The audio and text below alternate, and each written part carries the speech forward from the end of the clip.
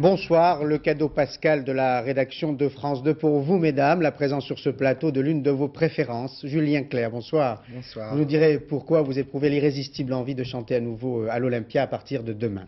Avant de vous écouter, un conseil à tous ceux qui s'apprêtent à rentrer à la maison après le week-end de Pâques, prudence et surtout patience si vous comptez prendre l'autoroute A6. Il y a eu aujourd'hui de nombreux carambolages. Philippe Boisserie. Devant l'ampleur du carambolage, les pompiers n'ont eu qu'une solution, installer un poste médical avancé pour soigner les blessés graves. Ici, à Lèves, au nord de Tournu, les secouristes ont dégagé une dizaine de passagers de quelques 85 voitures encastrées. Mais au total, ce ne sont pas moins de 4 accidents graves qui se sont produits en l'espace de quelques heures entre Tournu et Beaune.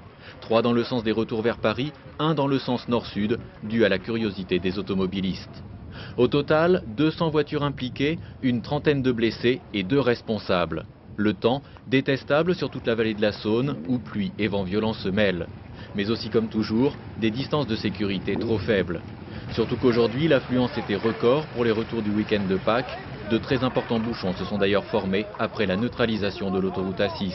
Ce soir, de nombreux automobilistes continuent à rentrer. Les pompiers n'ont qu'une consigne, prudence. Le mauvais temps ne facilite pas les retours. On pensait d'ailleurs que ce mauvais temps, en l'occurrence le vent, était à l'origine d'un autre accident à Lille. Une partie du chapiteau de la foire s'est effondrée, faisant 15 blessés. Mais c'est un homme, un exposant, qui aurait provoqué l'accident en manœuvrant très mal son camion. Enfin, dans les Hautes-Pyrénées, les gendarmes ont réussi à évacuer 63 personnes bloquées depuis samedi dans le refuge de la Glaire au-dessus de Barèges. Les randonneurs, qui sont tous en bonne santé, avaient été surpris par une tempête de neige. Il est vrai que les flocons ont fait leur réapparition dans plusieurs régions de France. Il neige sur les Pyrénées et c'est exceptionnel. Il pleut aussi et c'est plus ordinaire. Mais comme on ne peut pas tout avoir, les accros de la glisse ne désespèrent pas.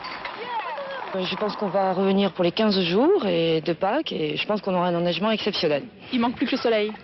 Le soleil, nous l'avons eu et je pense que nous l'aurons puisque de toute façon les journées sont beaucoup plus longues et donc on pourra skier dans de très bonnes conditions. Je suis arrivé depuis 4 jours, on voyait l'herbe et depuis ça a bien changé. Je crois qu'il est tombé 60 ou 80 cm. C'est bien, dommage aujourd'hui, un peu d'eau. Il manque le soleil mais enfin on ne peut pas tout avoir.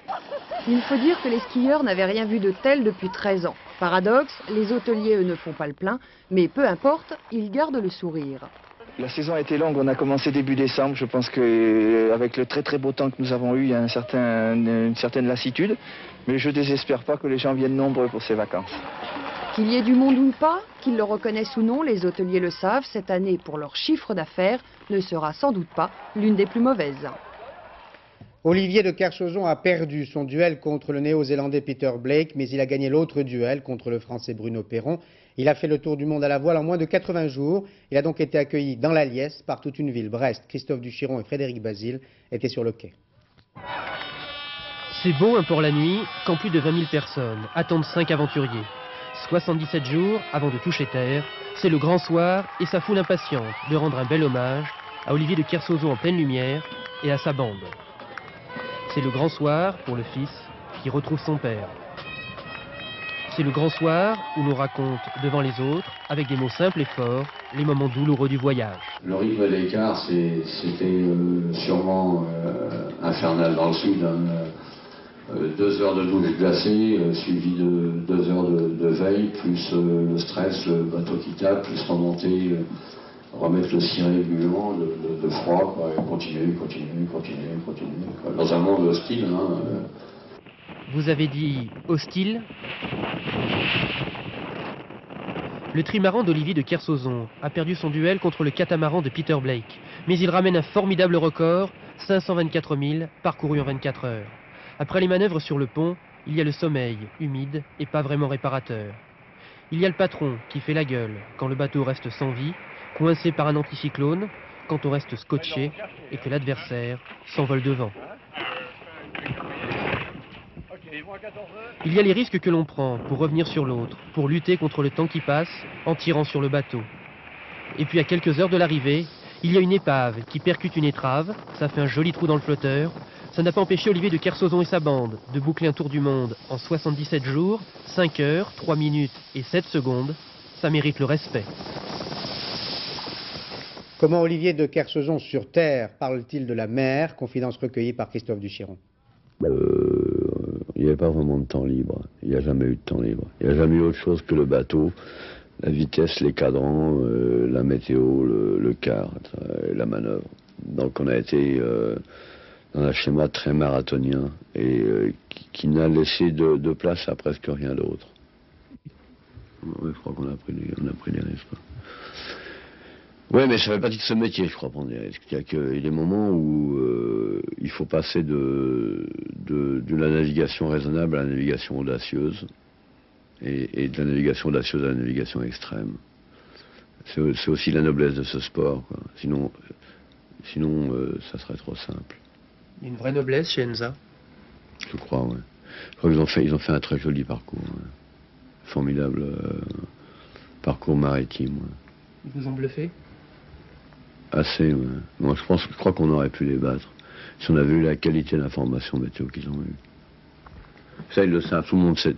C'était très marrant hier quand on s'est revus, parce que ils savent tout et nous aussi, quoi. Brest nous a accueillis de façon extraordinaire, quoi. Unique, c'est unique. On a vu du sport de haut niveau vraiment beau, quoi. Vraiment émouvant, vraiment. Et je pense comme avait été émouvant ce qu'a fait Bruno Perron avec Commodore, quoi. Du vrai beau sport, voilà. Ce sport qui est passionnant, pas le sport des bavards. Voilà. On a vu le sport du réel. Les vétérans canadiens qui, avec d'autres, ont libéré la France il y a 50 ans, pourront à nouveau débarquer dans notre pays en juin prochain et même y dormir dans l'hôtel de leur choix, en l'occurrence l'hôtel du Golfe à Deauville. Il n'a jamais été question de réquisitionner cet hôtel, a tenu à préciser aujourd'hui le Quai d'Orsay. Ce n'était donc qu'un malentendu. Reste à trouver maintenant un toit à une partie de la nomenclatura. Anne-Moore, Claude Sicard. Hôtel du Golfe, 4 étoiles, grand luxe. Les 200 vétérans canadiens ont obtenu gain de cause, c'est bien eux qui séjourneront ici. Leur chambre, ils l'avaient réservée depuis 2 ans, l'avaient même en partie payée. Ils ont pris comme un affront qu'on essaie de leur supprimer Golfe et Suite Royale pour leur proposer un logement chez l'habitant. C'est le ministère des Affaires étrangères qui l'avait demandé pour recevoir à leur place, dans 2 mois, chef d'État et tête couronnée. La direction avait accepté, les Canadiens se sont révoltés. Chez ceux qui perpétuent le souvenir, soulagement. Depuis 2 jours, Arlette craignait que ces vétérans canadiens refusent de venir en France, ne viennent pas se recueillir ici, dans son café, la première maison française libérée. Ils viennent en association, c'est-à-dire ils se regroupent. Et c'est ce qu'ils voulaient pour le 50e. C'est pour ça qu'ils ont choisi des hôtels et pas des particuliers. C'est très gentil aux particuliers de les accueillir, mais ça ne les regroupe pas. Je suis très heureuse d'entendre depuis 1 heure que le Quai d'Orsay a décidé de leur redonner leur chambre et je me réjouis de cela. Satisfaction aussi des autorités canadiennes, plutôt gênées par l'incident. Le Canada est entièrement satisfait puisqu'on revient à la case de départ. On revient donc à ce qui est pour nous la meilleure réponse et peut-être la seule dans le cas où nous sommes. L'incident semble désormais clos, sauf peut-être pour la vingtaine de chefs d'État et têtes couronnées, invités, mais qui se retrouvent ce soir sans logement. Le ministère des Affaires étrangères va reprendre ses recherches. On parle déjà de châteaux relais dans la région ou à défaut de Paris. Il faut dire qu'un vrai problème va se poser à l'occasion des cérémonies du cinquantenaire du débarquement. Plusieurs centaines de milliers de personnes vont se rendre dans le Calvados et il n'y a que 50 000 lits. La solution est simple, ou bien plusieurs personnes se partagent le même lit, exclu pour certaines d'entre elles, ou bien les habitants ouvrent leurs portes. C'est ce que Bernard et Mireille Dupuis ont bien voulu faire à Sainte-Mère-Église. Vincent Guérard et Claude Barnier s'y sont rendus. À Sainte-Mère-Église, le seul qui n'aura pas de problème de chambre, c'est le parachutiste mannequin du clocher. Pour le reste, 60 chambres d'hôtel en tout et pour tout réservées depuis 2 ans. Or, on attend du monde le 6 juin, notamment 600 vétérans américains. Inconcevable de les laisser sur le sable, alors on décréta la mobilisation générale chez les anciens de Sainte-Mère. Chaque vétéran aura sa chambre chez l'habitant. Exemple chez les Dupuis, ils hébergeront 3 personnes. En cas de parachutage de dernière minute, une tente dans le jardin, eux dormiront sur le sofa, mais sans doute que d'un œil, car il y aura foule dans le village. Il y en a qui disent 500 000 personnes en 3 jours, d'autres 1 million. Alors, je ne sais pas. Je ne sais pas, les gens vont affaler là en s'imaginant qu'ils vont trouver des chambres, ils n'en trouveront pas. sache depuis Caen jusqu'à Cherbourg, et les environs, tout est complet. C'est un Oui, problème, c'est un grand problème. qui d'ailleurs sera certainement un des derniers. Bon, bah, moi, ton café, Rançon, tu l'as déjà vu. Oui, oui. La disponibilité de Bernard et Mireille n'a pas fait école. Dans les communes environnantes, par rapport à l'an passé, 5 fois plus d'offres de propriétaires. Ils ont flairé la bonne occasion, loué à prix d'or leurs appartements. Les tarifs, oui, ont augmenté, ça, je dirais pour la plupart entre 20 et 30% des prix habituellement pratiqués. Record du moment, 2000 francs par jour pour un studio. Vive le marché noir. Mais pas de regret, vous n'êtes ni vétéran, ni journaliste, ni petit ami de la cousine de la reine d'Angleterre, et vous vouliez assister aux cérémonies. Écoutez, vous ne m'avez pas l'air d'être un vétéran, donc dans ce cas-là, je vous dirais que si vous n'avez pas d'accréditation spécifique, vous ne pourrez pas accéder aux seules cérémonies du 6 juin qui sont organisées par l'État français et qui sont réservées prioritairement, en particulier aux vétérans. En clair, restez chez vous. Regardez donc France 2 ou à la rigueur venez plus tard. Le cinquantenaire continue tout l'été. Drôle de manière tout de même de fêter nos libérateurs. Les anciens combattants font décidément parler d'eux en ce moment. Cette fois, ce sont les vétérans d'Algérie qui tiennent à manifester après-demain à Paris pour des questions de retraite et de cartes dans le quartier de leur choix, le quartier des ministères, malgré l'opposition de la préfecture de police qui leur suggère de se rassembler place des Invalides. Patrice Romden, Michel Janoulatos. C'est un peu comme s'ils reconnaissaient les lieux à contre-cœur. Luc, 56 ans, ancien d'Algérie, souhaitait un vrai défilé après-demain. Mais la préfecture de police n'autorise qu'un simple rassemblement statique, place des Invalides, à Paris. Je dois dire que c'est assez vexant, oui. Il y a 20 ans, nous sommes allés faire la guerre, etc. Lorsqu'on veut faire une manifestation dans la rue, on nous refuse même la rue et on veut nous parquer ici comme des bêtes. Les manifestants avaient prévu 3 cortèges. Au départ de l'hôtel Matignon, de l'Assemblée nationale ou du ministère des anciens combattants, tous devaient converger vers la place Vauban. Mais la préfecture, qui entend rester maîtresse des parcours, s'y oppose. Selon elle, le quartier des ministères est perturbé depuis plusieurs semaines. Allusion aux manifestations des étudiants dont certaines ont dégénéré. Je vois très peu dans la tradition française que les CRS se mettent à taper sur des porteurs de drapeaux ou des anciens combattants. J'ai confiance tout à fait dans l'avenir. Voilà pourquoi les anciens d'Algérie maintiennent leur programme. Si les revendications piétinent, eux ont décidé de marcher. Le CIP s'est oublié, mais la lutte contre le chômage reste d'actualité, d'une actualité brûlante. Comment l'organiser? Quels sont les remèdes les plus efficaces? La loi quinquennale sur l'emploi sera-t-elle maintenue? Autant de questions en forme d'épreuve pour le gouvernement dans la semaine qui s'ouvre. Pascal Golomer. Bon, on y va là? Oui. Pauvre Michel Giraud, à peine a-t-il tourné la page du CIP qu'il doit aller demain, à l'ouverture de la session parlementaire, expliquer aux députés sa politique de lutte contre le chômage des jeunes. Des députés très remontés contre le ministre du Travail. L'opposition demande clairement l'abrogation complète de sa loi quinquennale sur l'emploi. Beaucoup dans la majorité n'en pensent pas moins. Michel Giraud, lui, continue imperturbable encore ce soir.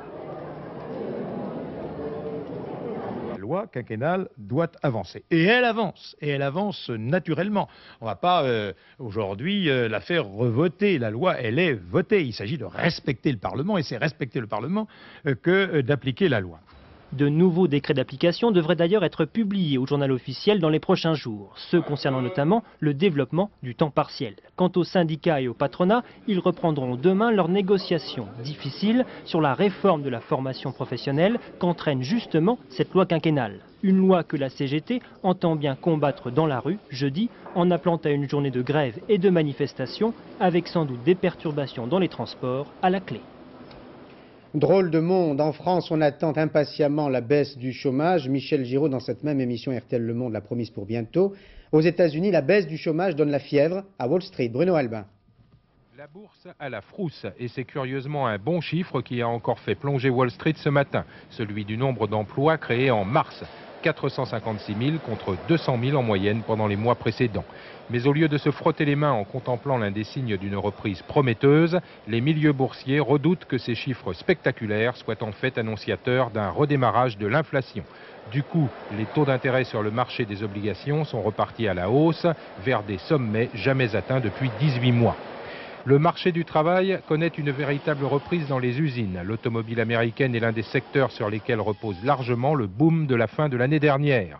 Mais l'embauche est également forte dans d'autres secteurs comme le bâtiment, la restauration et les services de santé. Surchauffe? Pas du tout, répondent les économistes de la Maison-Blanche. Ils ont passé leur week-end à la télévision à expliquer que le programme de réduction du déficit budgétaire américain permettrait de conjuguer sans danger reprise et lutte contre l'inflation. Pas de panique, tel est le message que les membres du cabinet Clinton ont tenté de faire passer pendant le week-end auprès des milieux boursiers avec une arrière-pensée très claire. Stopper la remontée des taux d'intérêt et le renchérissement du crédit. Crédit plus cher signifie consommation au ralenti et la priorité du gouvernement reste la croissance. La police palestinienne fera bientôt son apparition à Gaza et à Jéricho. Les Israéliens et les Palestiniens en parlent en ce moment même au Caire. Les progrès sont donc sensibles et ils se voient. Ainsi, à Hébron, les Palestiniens ont retrouvé leur maire qui avait été destitué par l'armée israélienne en 1984. Charles Anderlin. Cet instant-là, Mostafa Natché l'attendait depuis 11 ans. Depuis le jour où les autorités israéliennes l'ont destitué pour cause de soutien excessif à l'OLP. Il est revenu hier dans sa mairie par la grande porte.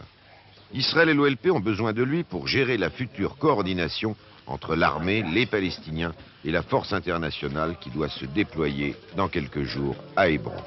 Vous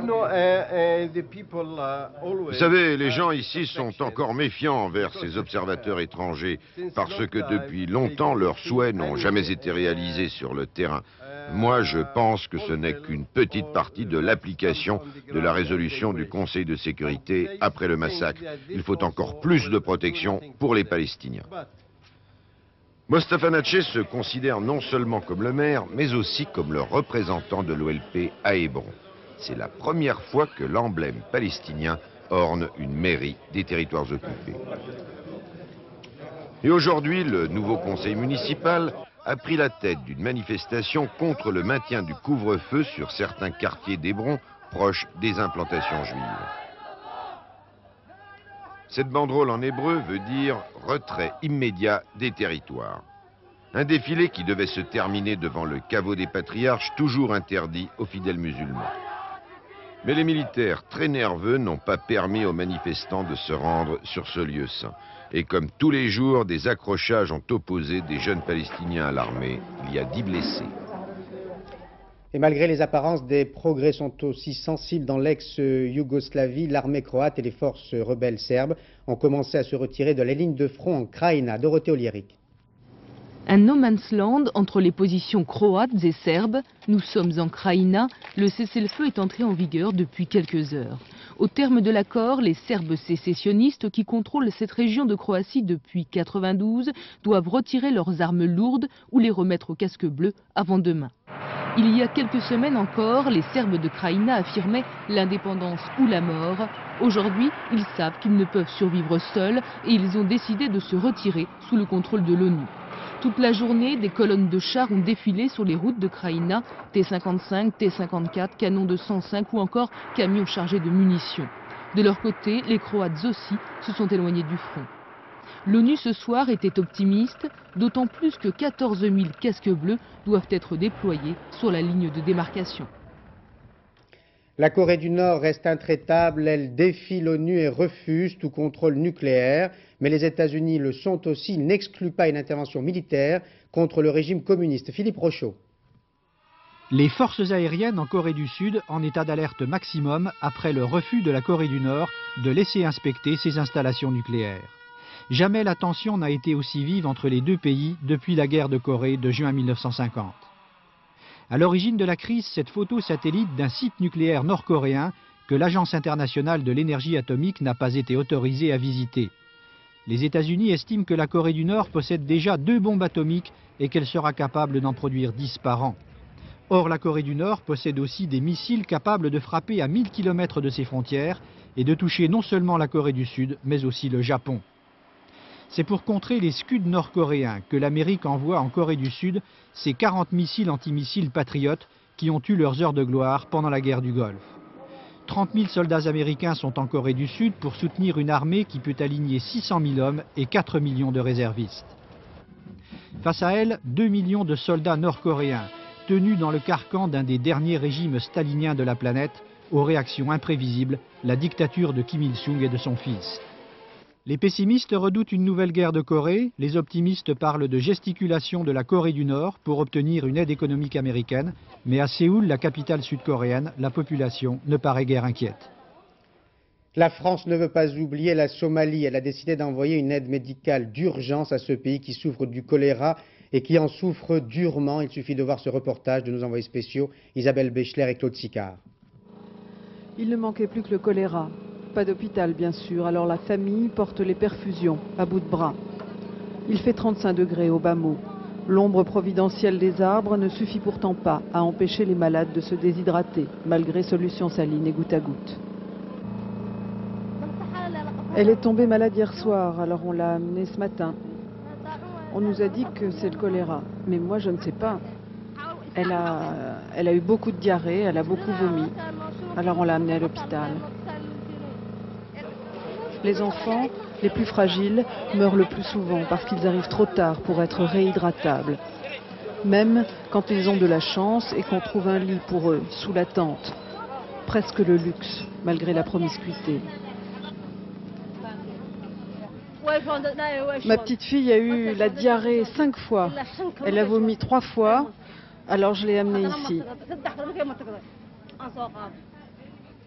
Ici, au camp de Karan, il arrive plus de 80 malades par jour, 30 sont morts dans le mois. Il y a environ 1 million d'habitants qui vivent à Mogadiscio. Et nous pensons que dans les 2 mois qui viennent, nous allons devoir soigner 10 000 malades. Bien sûr, toute aide sera bienvenue. Dans cette promiscuité, l'hygiène est primordiale, car les linges sont extrêmement contagieux. Pour éviter de contaminer les familles, il faut réapprendre les gestes de base. Les femmes lavent leur linge avec une solution à 0,2% de chlore actif, donc ça tue le vibrion qui peut rester dans les habits.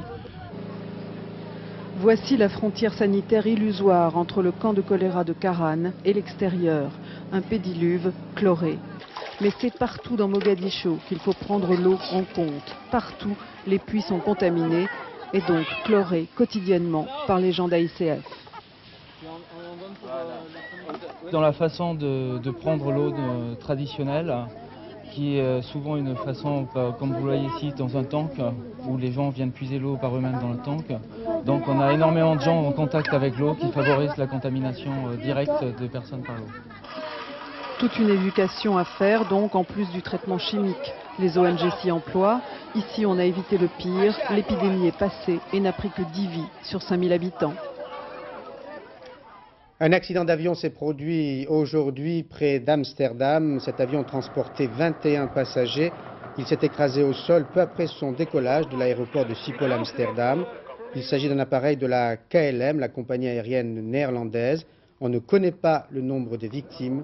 On ne connaît pas, pour l'instant, la raison de cet accident. Notre contribution à la lutte contre le sida avant la grande soirée de jeudi soir sur toutes les chaînes de télévision, c'est une information qui est donnée par 50 millions de consommateurs et que l'on se doit de rapporter. 12 marques de préservatifs sur 28 ne seraient pas efficaces. L'enquête de Jean-Daniel Flesaquier et Bernie Mériot. 50 millions, la revue de l'Institut national de la consommation remet la gomme sur le latex. Selon cet institut, les préservatifs d'une douzaine de marques ne seraient pas efficaces. Pourtant, tous les préservatifs cités ont passé avec succès les tests obligatoires pour être sur le marché français. Mais selon la revue susnommée, certains préservatifs seraient poreux. Attention, il ne s'agit en aucun cas de trous dans le caoutchouc. Ces préservatifs laisseraient passer des courants électriques dus à des substances des milliers de fois plus petites qu'un virus. Du côté de l'administration, on reste serein. Un préservatif peut admettre une certaine conductibilité électrique à des ions qui sont infinitésimement petits et ne pas laisser passer le virus qui est évidemment considérablement plus gros. Les produits aujourd'hui qui possèdent la norme NF sont donc des produits sûrs pour vous? Ce sont des produits qui, selon ce qui a été déterminé par les instances scientifiques, sont des produits qui répondent aux règles les plus sévères dans le monde. Le préservatif estampillé NF reste donc la meilleure protection contre le virus du sida, quelle que soit sa couleur et son prix. D'ailleurs, le préservatif jeune à 1 franc, lui, n'est pas considéré comme poreux. Ses utilisateurs donc n'ont qu'une raison d'être peureux. Julien Clerc, jeudi soir, vous serez sur la scène de l'Olympia en train de chanter, mais je sais que vous penserez à tous ceux qui souffrent du sida. Et non, que mais vous penserez... je participerai aussi à la soirée. De quelle manière? En sortant de scène, j'irai sur le plateau chanter. Vous viendrez, et vous viendrez. Oui, bien sûr. Chanter. Et que pensez-vous de cette angoisse des jeunes aujourd'hui diffuse à cause du sida ou à cause de plein d'autres choses? Il y a beaucoup de choses qui peuvent les angoisser, je crois. Évidemment, cette maladie terrible. Et puis aussi, vraisemblablement, le problème de leur avenir. On est dans une société là, qui a changé très rapidement en un siècle. Beaucoup plus rapidement que... Le monde a changé beaucoup plus rapidement en un siècle qu'il n'a changé pendant les siècles qui ont précédé. Je sais que vous êtes attentif à tout ça. Je voudrais qu'on écoute un extrait de l'une de vos nouvelles chansons que vous chanterez demain soir à l'Olympia, Ballade en blanc.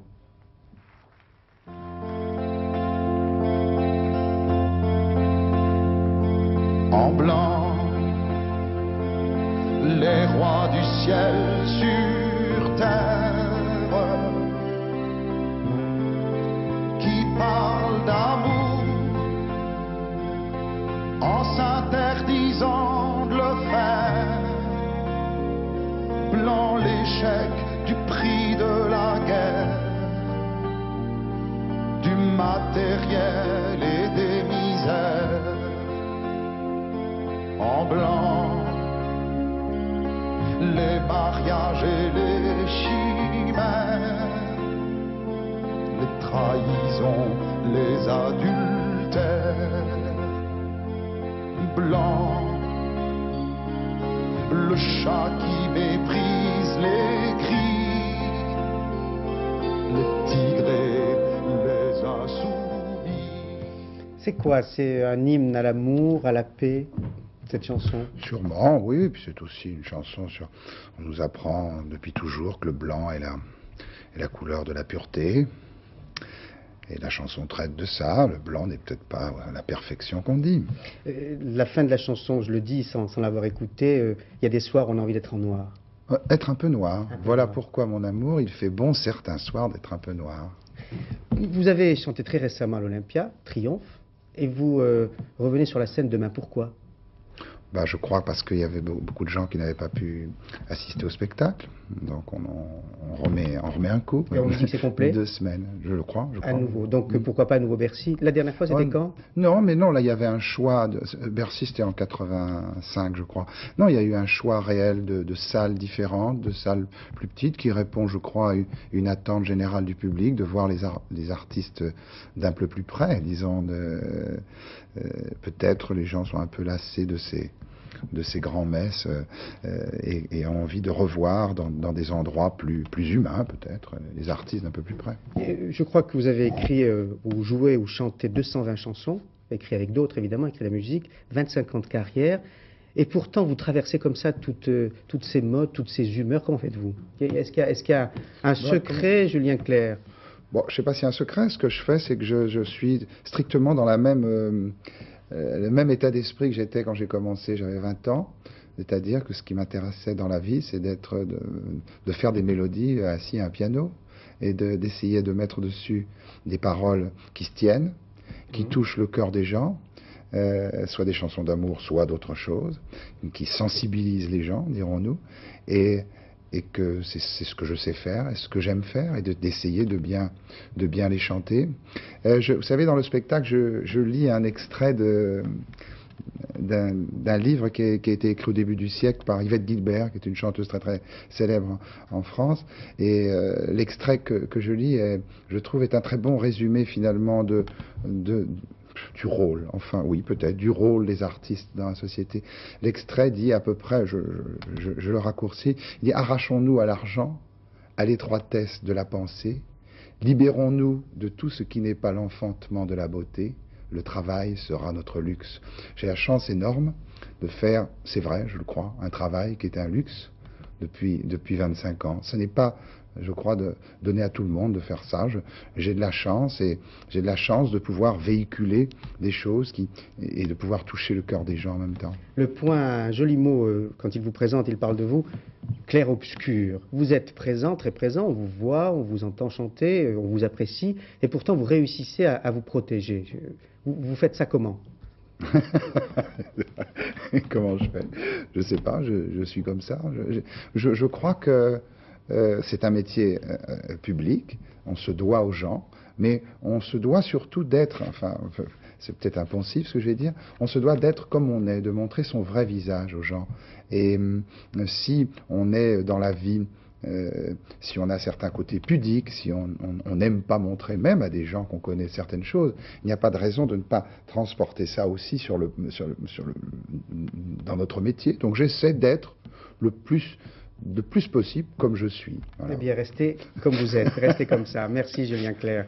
Et l'on terminera ce journal par un reportage d'Éric Perrin et de Roger Motte qui n'ont rien perdu de leur belle enfance et qui ont tenu à jouer avec le monde entier au cerf-volant sur la longue et belle plage de Berck-sur-Mer.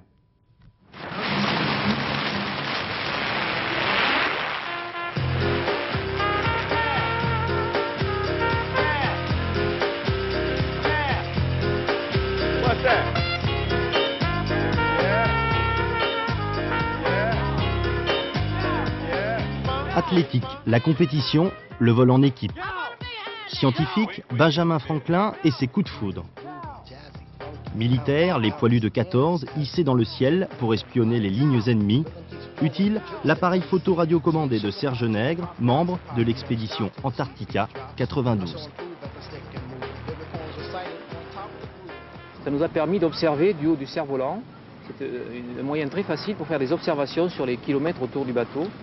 Donc pour trouver les passages libres dans la banquise et trouver plus facilement les fractures dans la banquise.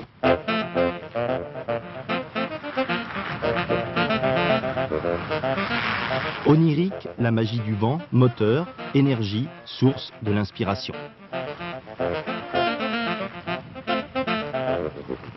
Révolutionnaire, les a priori envolés, les idées reçues en état d'apesanteur. Aujourd'hui, ils sont bien, les cerfs-volants. Notamment, j'ai une pieuvre. Elle, ce qu'elle préfère, c'est ce temps-là. Elle se promène. Vous voyez, à chaque fois, le comportement du cerf-volant est complètement différent en fonction du vent que vous avez. Féerique, ce tableau céleste, éternellement recomposé. On vole par procuration, en gardant les pieds sur terre. C'est ça qui est bien. C'est les caresses du vent, c'est enivrant le vent, c'est porteur de tout un tas de choses, et puis on projette un petit peu tous ces fantasmes dans le ciel. Philosophique, le rapport aux éléments, ce vent jamais tout à fait dompté, tout juste apprivoisé. Allégorique, un ciel à portée de main, pour des terriens, tête en l'air. Nathalie Riouet, dans un instant, vous annoncera du mauvais temps pour demain. À 22h30, François de Closet vous donnera une raison d'espérer si vous cherchez un emploi. À 23h55, Philippe Lefebvre vous donnera les dernières informations. Et demain matin, à 7h50, un confrère que vous connaissez bien, Julien, c'est oui. Gérard Leclerc, oui. Qui recevra Gilles de Robien, député maire d'Amiens. Il vous salue. C'est votre frère, je le dis. Voilà. Bonsoir, Julien Clerc. Bonsoir, à demain 20h. Bonsoir.